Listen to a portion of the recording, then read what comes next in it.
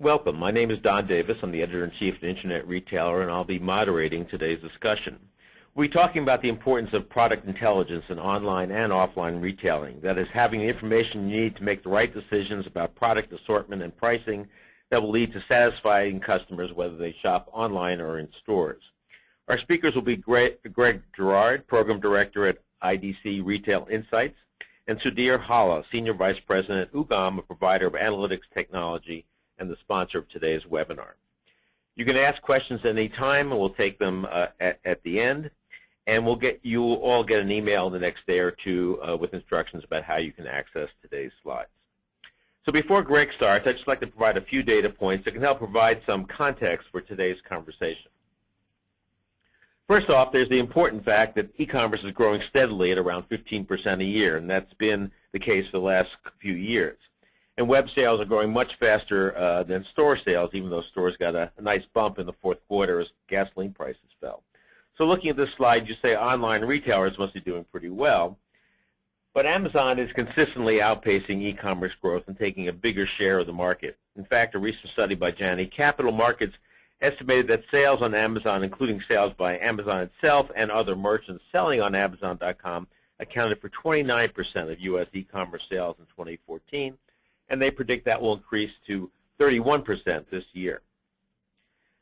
But it's not as though Amazon is blowing everyone away. In fact, this data from the 2015 edition of the Internet Retailer Top 500 Guide, which we just published last week, shows that Amazon actually trailed other web-only retailers and retail chains in online growth last year. To make this estimate, we stripped out Amazon's figures from Amazon's revenue figures, non-retail revenue, mainly from Amazon Web Services, its cloud computing unit. Some of the biggest retail chains, including Walmart, Target, and Home Depot, all increased their online sales much faster than Amazon last year, although they're still far behind in online market share. And lots of small, specialized online retailers also grew rapidly last year. That is reinforced by this slide, which shows that the fastest growing group of retailers within this year's top 500 are those ranked numbers 301 to 400, not the top 100. Those mid-sized retailers include several web-only merchants that are growing very rapidly online, such as Blue Apron and Dollar Shave Club. Maybe not household names, but they found a way to serve customers better than their rivals, whether that's by offering unique product, great price, or a great service. And I'd like to conclude with two slides that illustrate how consumers look at shopping in stores versus online. They're both based on the PwC survey last fall of U.S. shoppers. In this question, they asked consumers who have showroom, that is, looked at products in store but then bought online, why they did that. The biggest reason by far was price, but also significant was the third most cited answer. The store didn't have what I wanted. In other words, bigger selection online is a powerful driver of online sales. They also asked the mirror image question. Have you ever researched online but then bought in store, and why? The biggest reason is that consumers don't want to pay for shipping, which they often do if they shop online. But they also want to touch, see, and try on items. And many times the shopper just didn't want to wait. Also noteworthy was the fourth most cited answer. They went online first because it's the easiest way to compare prices. So price remains a big factor whether someone ultimately buys in a store or online.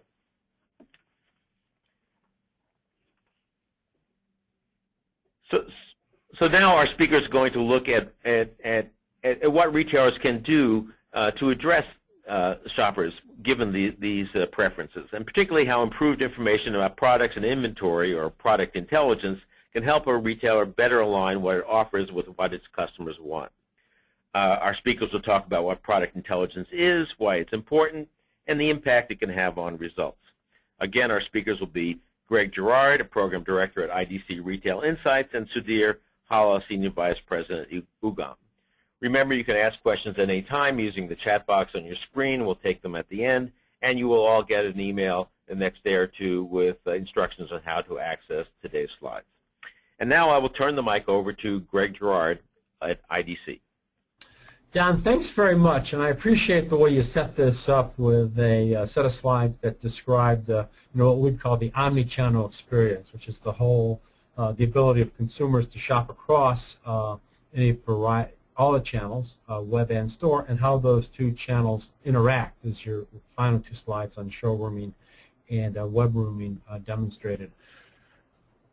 So in that context, we're talking today about product intelligence, and it's a term that came to me about 18 months ago when I wanted to revisit the research I've done on pricing. And I thought about pricing intelligence, which is the notion that a retailer can take advantage of the same level of transparency of prices, both online and in stores, as shoppers do with showrooming. And as I thought about it and looked at what was going on in the market, I soon realized that, well, price intelligence is simply a subset of product intelligence, in that the price of an item is simply an attribute, one of many, that characterize the product, and more importantly, the offer which the product is part of. And that product intelligence then, and you need to understand all these other attributes to see how a particular price, whether it's regular price, a promotion price, or a markdown price, fits within the overall architecture of the offer that a retailer is bringing to market. And so the dimensions of offer, include the product, the promotion, the vehicle of delivery, how it's described, and then other aspects of demand development and demand creation, include assortments as well, and new product introduction. And as I looked into it, I realized that this simple notion of price intelligence expanded to product intelligence can start to inform a set of those, a broad array of questions in those dimensions of demand creation. So that's the context for my considerations today. And okay, so my first slide, here I have the pleasure of quoting myself, which is, why is product intelligence important? Well, I just wrote a report on an aspect of that, really focused in on behavioral economics and how the application of insights into the rationale for our decisions for what we buy and how often and where we buy them are informed by behavioral paradigms that we have. And price really fixates us on one of those or a couple of those cognitive drivers, right? Price creates the ability to feel like you're in control, that you've gotten a good deal, that you might have the better hand. That gives the consumers that that sense of fulfillment and accomplishment. But it's really become a fetish, this focus on price. And you can't compete on price, just like medieval physicians did not save very many patients with the practice of bloodletting. So product intelligence, as I've described it, has the long-term ability to start helping retailers shift the demand creation signals and levers that they pull off of price to these other dimensions that I alluded to before. In the near term, product intelligence will inform 80%, we think, 80% of the top 10 e-commerce retailers' pricing decisions, and it's going to drive mainstream adoption of high-velocity pricing. We've seen that already for a couple seasons, and a number of folks have been able to point that out as to the pace and scale of weekly, daily, hourly, or less price changes. Longer term, this product intelligence subject that we're talking about will influence, we think, almost $4 trillion of retail spending by 2020. That amounts to about 18% of GDP. So the subject we're talking about today, product intelligence, is vitally important, and I think it represents the pivot point to help retailers get off of the fixation and fetish on price. So what's the context now within which pricing intelligence is taking off. And I think there are a couple dimensions of this context. And the first is a notion we convey, or many people convey, with the label data lakes. And data lakes is a new way of saying big data, and big data is a way of saying all data, every data that might be out there. But many more, much more of the factors that create demand and fulfill demand are now digitized and are available for analysis through advanced analytical techniques. And analytics and advanced analytic techniques is the second dimension, the first being data, the second is advanced analytic techniques. So data lakes today consist of these consumers' behavioral fingerprints and feedback, web traffic, how we interact with websites, even now with mobility, how we interact with our mobile devices, where we are with those mobile devices, the activities we undertake on them, where we take them, the time of day we take them. All of those comprise a fingerprint of a consumer's behavior, and it's all available for analysis. The same thing with feedback through ratings and reviews provides a great insight into what a consumer thinks.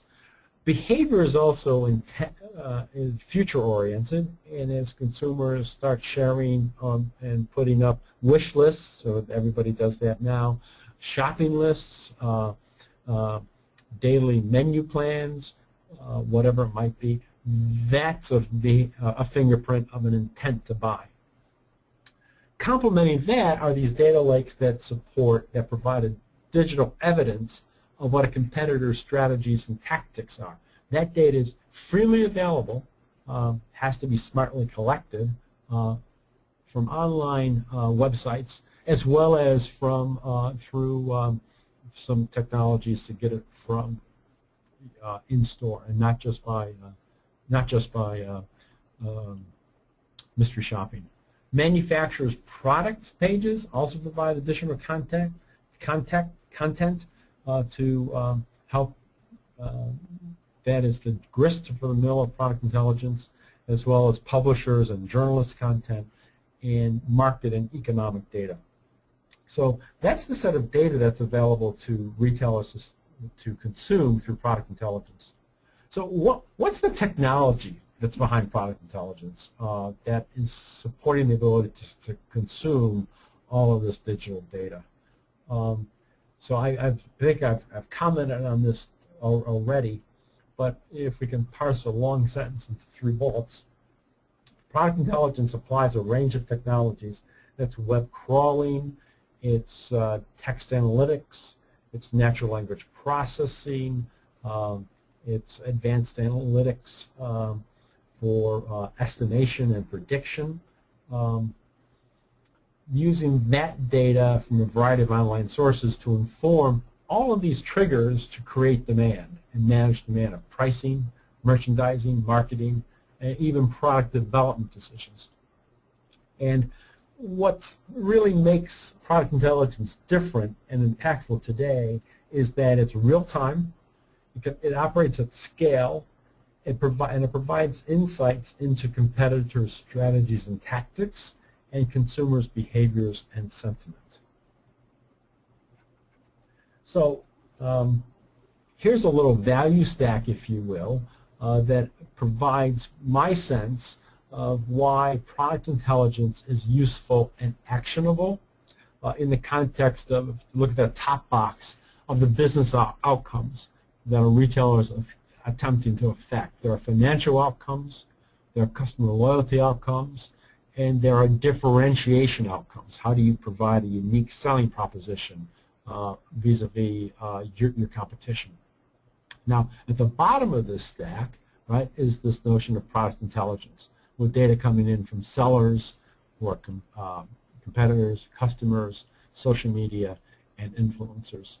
With the right set of analytical capabilities, we can bring those insights to bear on a range of 6, as I've described them here, demand triggers, right? Demand influencers of price and promotion, what your assortment and category optimization strategy is going to be. That drives down into localization, listing and delisting, and also how you interact with your store assortment, with your online assortment, how you market and individuate and provide personalized or segmented customer offers.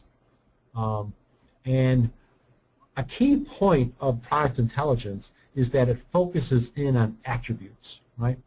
And attributes of product. And those attributes can be consumed in the new product development and introduction process to identify a new product that's either being developed or brought in from a vendor's catalog that might increase the capture more demand, or might be a greater receptacle of capture more demand transferred from a product that might be delisted.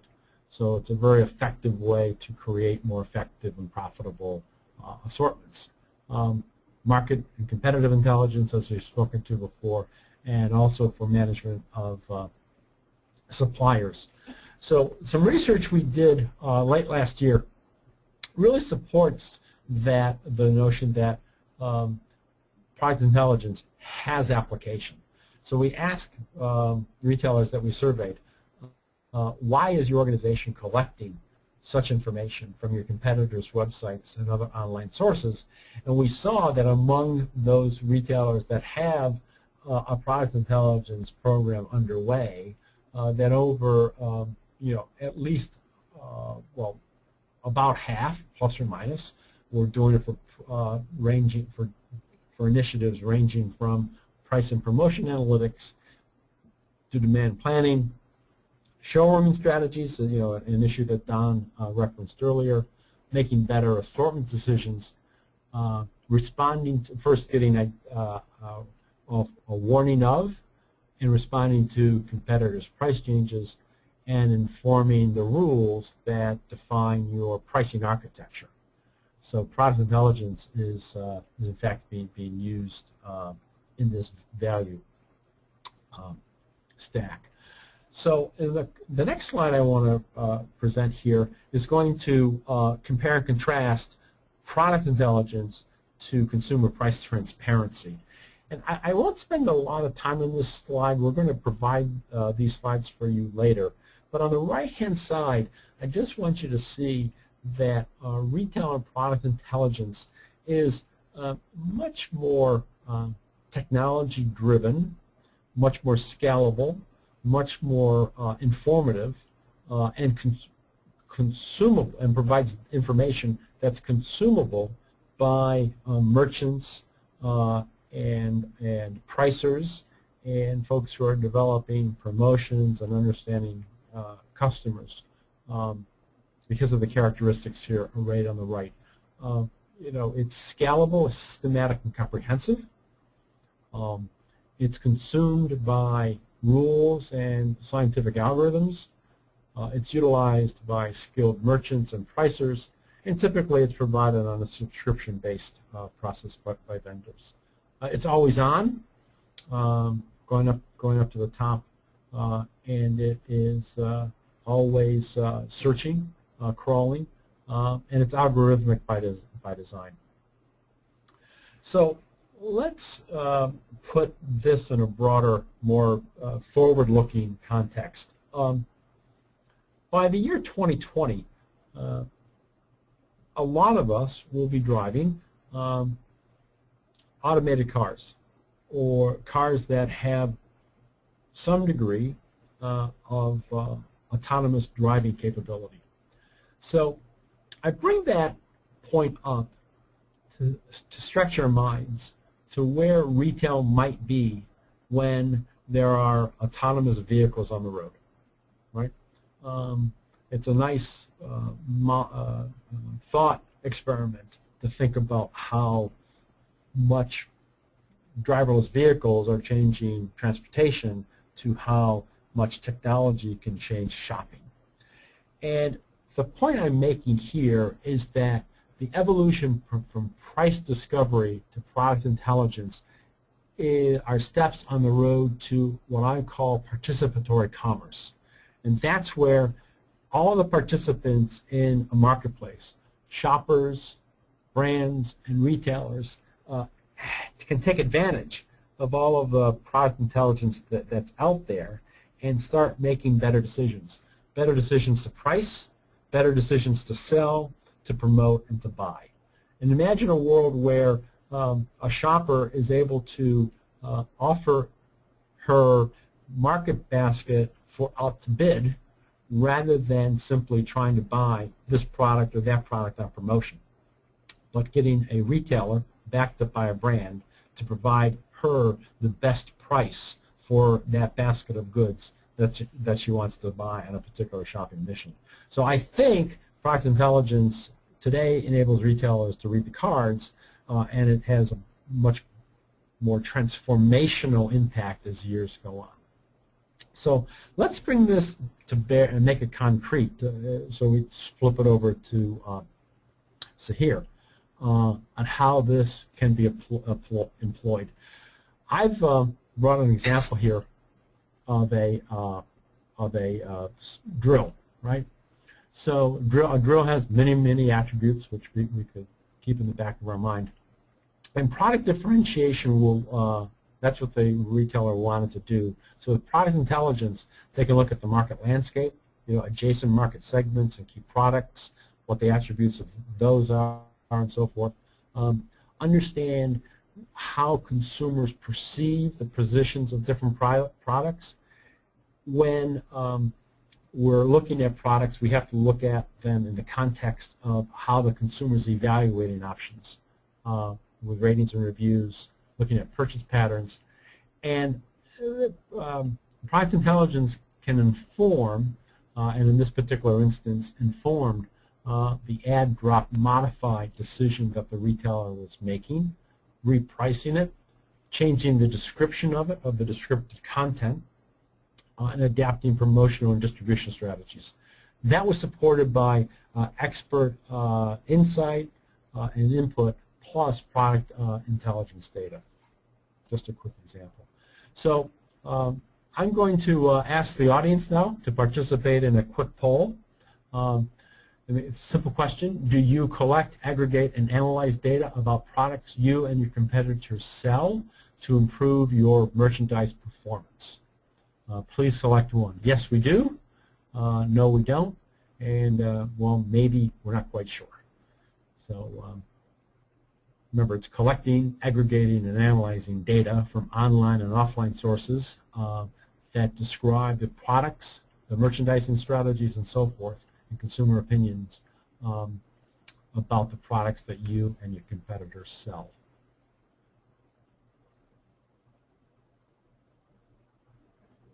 So, how do you think we've done? Do you think we've got, let's give our audience a couple more seconds to continue their polling. Got to make sure that all the precincts have reported before we call the vote here, as we do, as they say on election night. Okay, let's go to the results. Okay, so that's great. 51% of you already have, to some extent, a product intelligence program in place, and the rest, 30%, do not, and 20% aren't quite sure.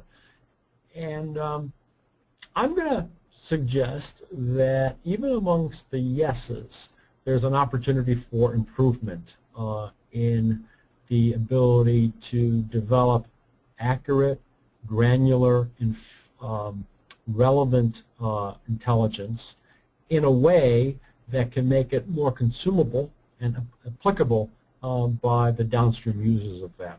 So good for you, that 51%, but I would suspect that there's still a lot of opportunity even for you folks. So I think I want to turn it over to my colleague. Go right ahead, Sahir.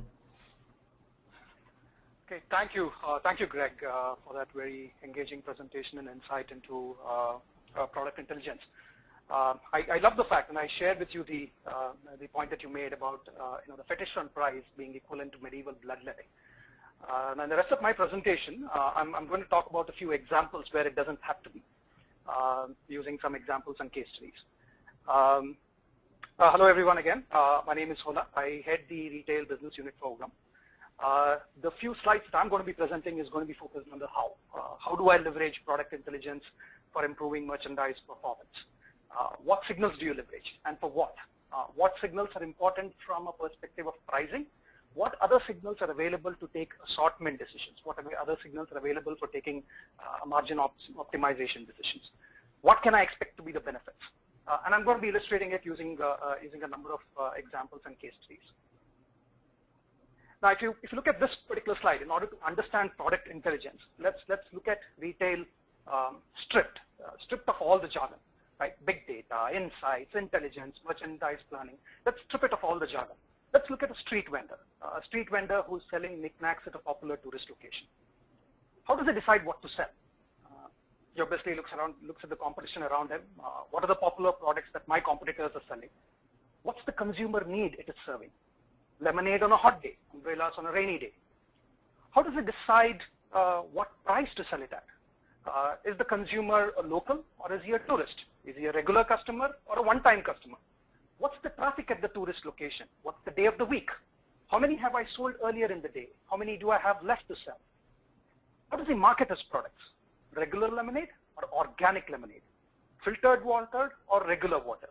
What's the keyword that's hot on the market these days? The point is that when a tourist approaches this particular vendor, he's processing multiple data points from different sources before he puts his offer in front of the consumer. He's looking at the traffic, he's looking at the demand, he's looking at what he sold, the inventory, he's looking at the consumer type, he's looking at the weather, the day of the week, traffic, big data. Now, the problem is that with size and scale come rules. Now, as retail becomes more organized, a lot of these data points get converted to rules. Higher prices in New York compared to Chicago, swimwear in Florida compared to some other items maybe in the Chicago area. The opportunity in retail is this. We fundamentally believe that because of the explosion of social e-commerce data, digital footprints that consumers are leaving behind, that there is free and democratic information that consumers are telling us.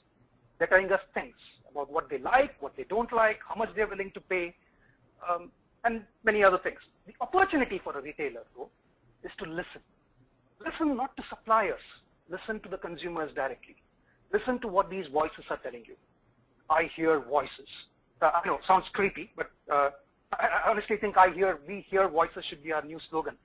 On a serious note, though, monitoring these digital footprints, listening to what consumers are telling you, analyzing those footprints for insights and applying them to improve merchandise performance is what product intelligence is all about. Now let's illustrate this with a few examples and see what the voices tell us. Which of these two Bluetooth headsets do you think will do well in the 2016 holiday season? Both of them are very popular products. The first one is by LG. It's priced at $69.99. The second one is by Plantronics. It's the Plantronics M50 product priced at $29.99.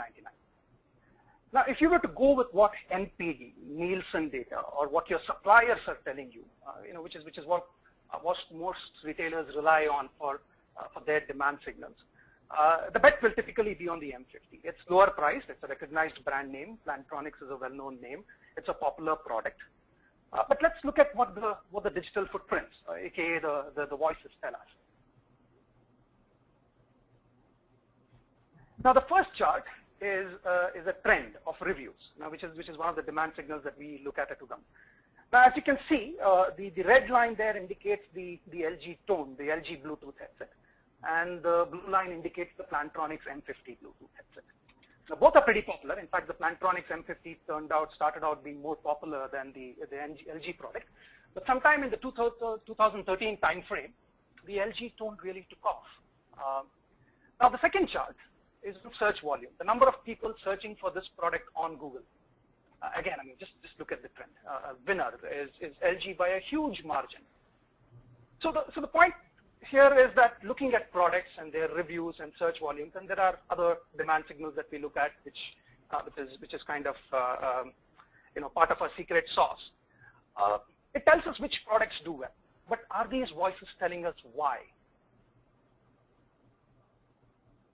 Yes, and the voices do tell us why. Every product is made up of attributes: brand, style, features. Now, when you break a product down to its attributes, it tells us a story. The fact is that with smartphones, if you look at the stereo as an attribute there, stereo as an attribute has taken off. Logical when you think of it, right? It's smartphones. I use it to listen for music, and I use it to make phone calls as well. Behind the head, as a style has gone up as well. Over the ear has gone down. And again, logical when you think of it. It's more comfortable to wear. I'm going to be using a smartphone for listening to music all day long. I need something which is more comfortable. I need something which is activity friendly, something that I can wear while running. Noise cancellation, not really doing that well. It did reasonably well, but it seems to have now taken a dip. Multi-point, however, seems to have significantly taken off. The point to make is, when I look at a product and I look at and break it down into its attributes, can I now infer the need behind what is driving the trend around these attributes? How would these data points influence your assortment?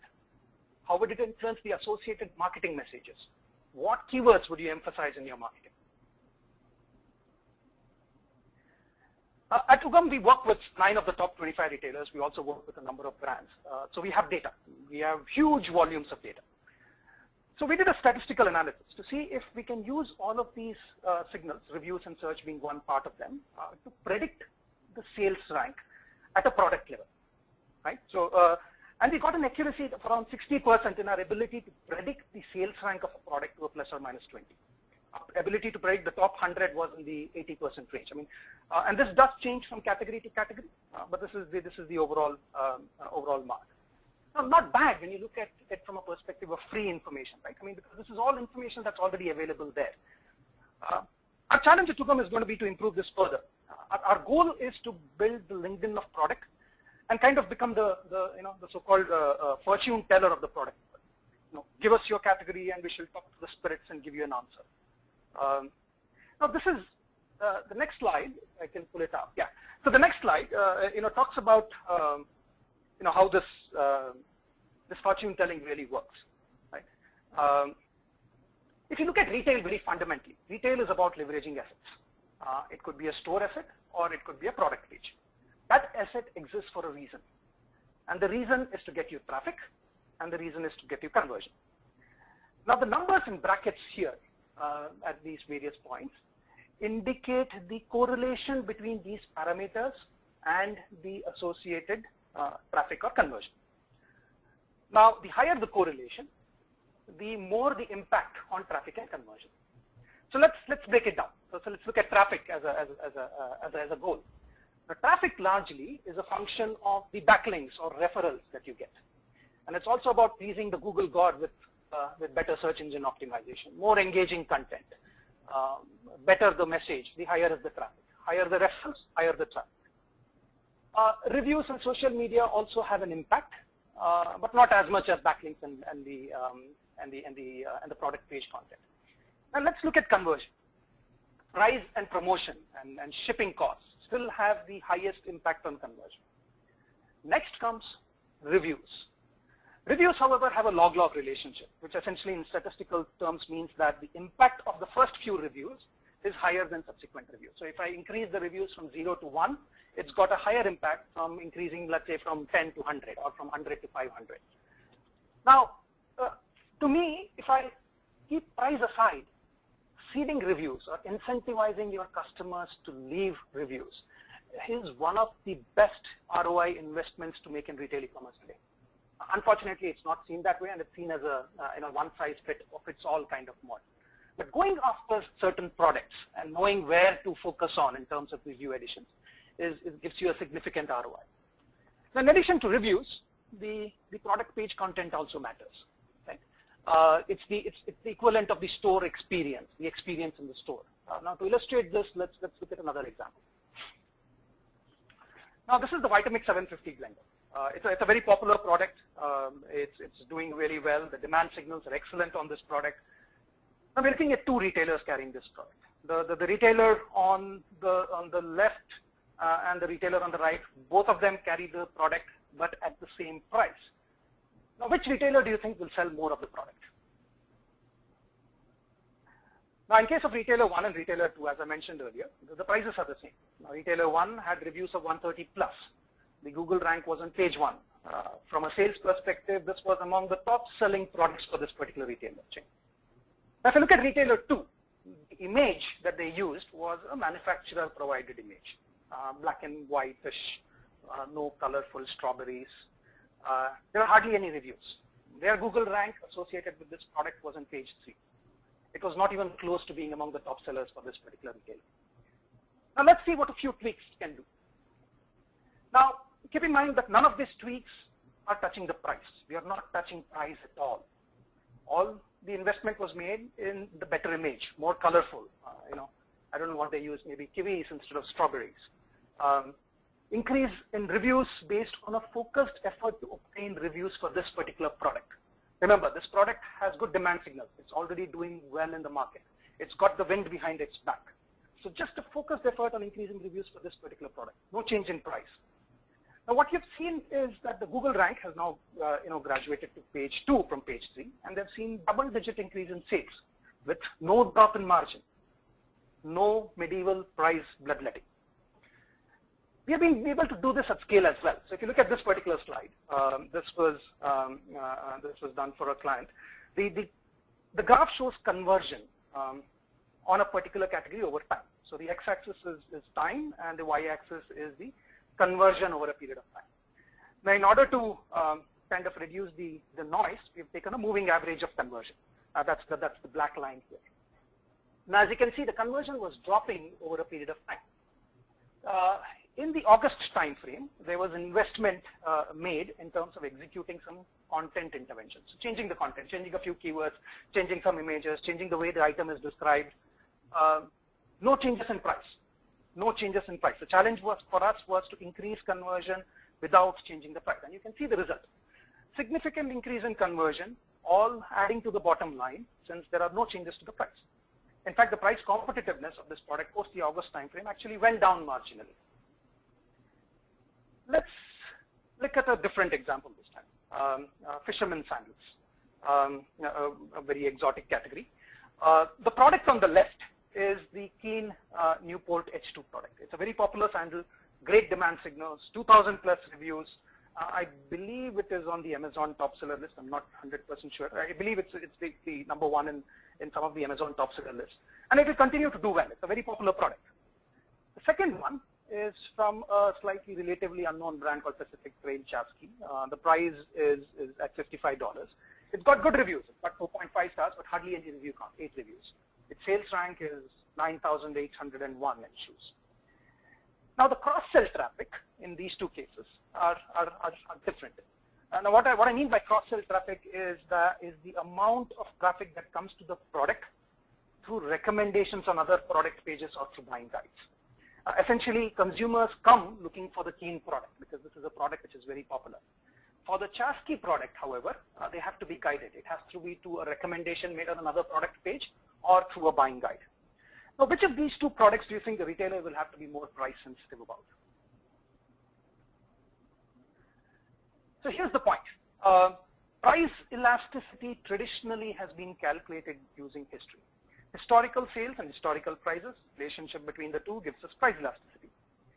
Showrooming has changed the relevancy significantly for a majority of the categories. My sales will drop, not because my price increased, but because a competitor dropped the price.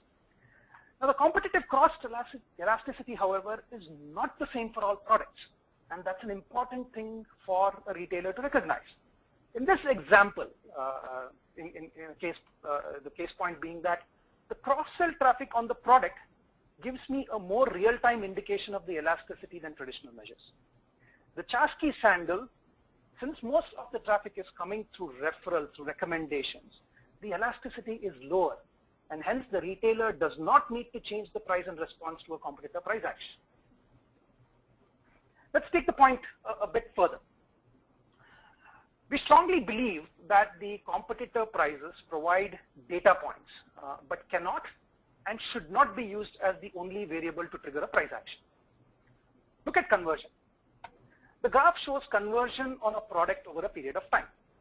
The red line is the upper limit and the blue line is the lower limit, and they are statistically applied based on margin maximization principles.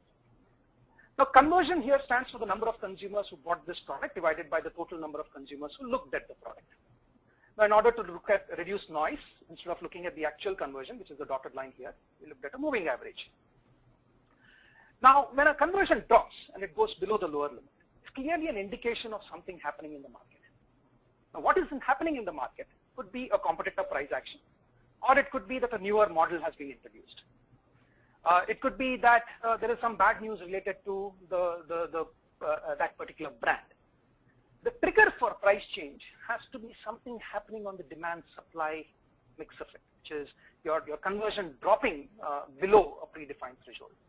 Now the exact price change, so when this happens, I need to execute a price change to get my conversion back into the profit maximization zone. Now that price point obviously needs to be calculated based on cross elasticities, margin maximization, and so on and so forth. Now a similar case exists when the conversion goes above the upper limit. When it goes above the upper limit, there is a reason why the product is being popular. Either a competitor has increased the price, or for some reason there is some good news, the product is extremely popular, the conversion has gone up. Now this provides you an opportunity to increase the price and make further margin dollars taking into account the price volume equation. Now the idea here is to skim margins and to avoid drops in margin where they are not required. Now if I were to put all of this together, right? So we talked about the assortment decisions. We talked about improving the content on the product page with the Vitamix example. We took the Chasqui sandal example and talked about price. Now if I were to put all of this together, this is how I believe product intelligence can be leveraged to improve merchandise performance. And notice the emphasis on merchandise performance. It's not on pricing. Now, what it can help do is identify targeted product-level interventions across assortment, content, and price that help improve the efficiency of this conversion funnel. Remember, we talked about retail as being able to leverage asset. An asset exists to get you traffic, which is what is happening at the top here, and to get conversions, which is what is happening at the bottom here. Now, what are the questions that you need to answer? The first question is there enough demand for the product? Now, all the voices that I talked about earlier, right, the voices that I hear, they can be used to understand which products and what attributes are trending. The next question is there demand coming your way? As a retailer, am I getting a share of that demand? Now, if I'm not getting a share of that demand, then what's the point in changing price? Your attention and focus needs to be on addressing the gap between what the market is seeing as demand and what you are seeing as demand, which points to an intervention either from an assortment gap perspective or from a marketing or a search engine optimization perspective. Now, if indeed you're getting traffic for this product or for this category, there are two levers that can be applied in any asset. One is price, the other is product content. Price lowers margin, overall margin dollars for the product potentially. Product content can help you drive higher margin without compromising on the content, without compromising on the margin dollars. Now, using both in conjunction, using both product content and product price, I can potentially maximize the overall margin for this product category. Here are the results that we have seen at a category level from these various interventions. 7.5% increase in sales, 21 basis point improvement in conversion, 3.75% increase in margin dollars. Now, all of these interventions, however, are applied at different points in time. The assortment interventions are applied when you during the buying season, when you're buying the product. You're looking at what categories to buy, whether to buy stereo headsets or mono headsets. Which brands do I buy? The content is applied obviously after you make the buying decision, and sometimes you have to apply it in season as well. Now, the price is obviously an in-season parameter, so that's a parameter that you can afford to change on a day-to-day, week-to-week basis. The other two, which is the assortment and the content interventions, not. Now, this takes me to the end of my presentation. We are Rugam. We are a bunch of geeks who believe in the power of data and analytics. Whether it's big data or small data doesn't really matter. We do, however, have a passionate belief in the power of free and democratic data to influence merchandising performance. We do hear voices, and we analyze them too. We work with 9 of the top 25 retailers in the US, and I've had lots of fun along the way. I will now hand over to Greg for some insights into implementing product intelligence. And despite me telling the marketing department that I can hear voices and need no polls, there is one more poll question to follow. Thank you, everyone. Back to you, Greg. Thank you, Sudhir. Okay, I would like to advance the slide here to our last polling question. What are the primary challenges you face around merchandise performance that your assortments don't? This is you can check all that apply. Assortments don't match customer wants and needs. Assortments aren't differentiated from competitors' offers, and you have insufficient information from external sources in order to make better decisions. So, check all that apply. You'll note that we've got, if you think about it, 2 output challenges, not matching customer wants and needs, and not differentiating from competitors' offers, and 1 process or input challenge, which is not having enough information from external sources to make better decisions to achieve differentiated products and assortments, and not to compete on price. Okay, so we say here that organizers and panelists don't vote, and we don't. We're agnostic observers here. Okay. Seems like we've got all the precincts reporting, so it might be time for us to forecast the results, predict the winners. So let's go ahead and see what we've got. Okay. Wow. Isn't that interesting? Isn't that interesting? So we talked about product intelligence today, primarily focused on bringing information from outside the organization into the organization in order to make better decisions. We also understand that retailers compete with undifferentiated products and too often have to rely on price as the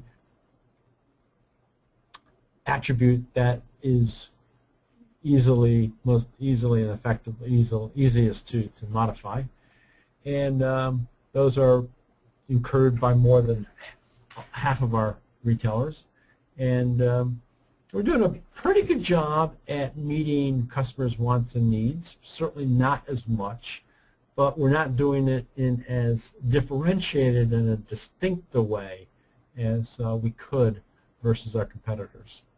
We're all almost 2/3 of us are hampered by insufficient information from external sources, which to me suggests that there's some upside here for applying product intelligence, which is why we're holding this webinar. So I would like to advance the slide here. Go back to the slides. Okay. Here we go. Okay. So just to conclude with 5 bullet points of things that retailers need to undertake in order to apply product intelligence to bring better decisions, more information from outside, to improve decision making, to differentiate products, and to meet customers' expectations. Well, product intelligence is a piece of a big data and analytics process. And the first thing is to tee up your product intelligence program and your BDA program more generally with your revenue growth objectives. Revenue growth today has reemerged again as the primary objective of retailer strategic initiatives. While we were running through the recession over the past several years, it was really focused on cost reduction, cost takeout, but now it's really about growing revenue. You can't save yourself to prosperity. So align BDA and product intelligence with revenue growth objectives, and you need to do that right at the category and product level, also localized to different market conditions and differentiated against different competitors. You have to approach these things with a sense of overall maturity. Our research work identifies 5 dimensions that are critical to the ability to bring product intelligence to bear on these decisions. And the dimensions are people, which includes talent and collaboration, a culture of collaboration. So people with skills in collaboration, technology, of course, and it's the right technology for the right purpose. Sometimes we're seeing emerging specialist information technology or generalized business intelligence capabilities are applicable. Data, of course, that's the key thing that we're talking about here, bringing more data in. Process improvements around the management of the development of this insights and the analysis of it and delivery of it into decision makers, the process that manages all of that. And then finally, intent or strategy. You need to have maturity in all 5 dimensions. And within that, you're going to create a product intelligence strategy. So the 4th point here of channel chess is in algorithmic pricing opportunities. Sudhir made an interesting comment about, well, there's a product where a lot of the demand's coming in from reviews, and so that product's price demand is not as price elastic. That's a notion of channel chess, right? And so you got to take other different dimensions of the omni-channel world into consideration when you are making your pricing decisions. And finally, as I alluded to in one of my slides, price discovery and product intelligence is increasing dramatically transparency of market conditions to all the participants, transparency of price, of availability, of product attributes. We'll see also the emergence of advanced technologies to consume all of that data that's transparent. And we think, in an era of driverless vehicles or automated vehicles, that automated participatory commerce is not that far away, and we need to be thinking about that as we go forward.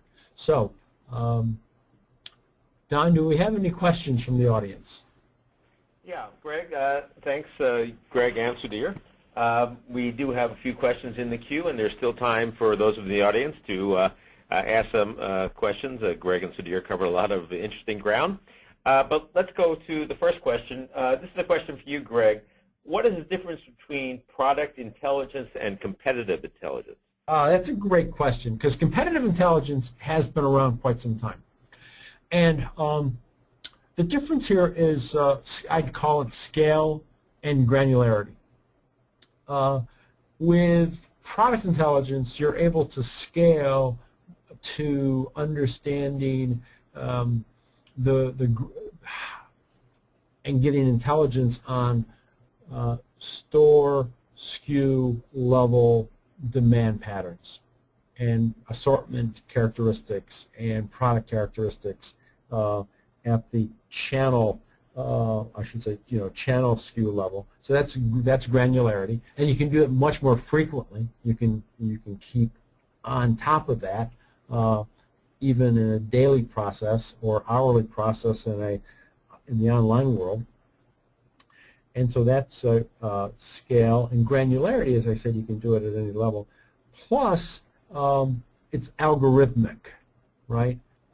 Whereas competitive intelligence tends to be at a higher level of where the brand is, what's the overall thrust of a particular strategy. Competitive intelligence tends to be more general. So product intelligence is really a new version of and a more refined approach to competitive intelligence. That's how I would describe it. Okay, Sudhir, here's a question for you. Besides traffic and conversions, retailers also aim to improve the customer experience and loyalty. How can product intelligence help here? That's an interesting question. Now, the customer experience and loyalty is also a factor in the traffic and conversion. Now, the important thing to remember here is that all of just like price is relative. So it's not about me being priced at $10 or $20. It's about my price relative to my competitor and relative to the customer experience that I offer. And the two have a trade-off. So from my perspective, product intelligence helps you understand not just what is happening in the market, but it also helps you understand your relative position on the customer experience and loyalty. Now let's take an example. So let's assume that my competitor's price is at $19.99.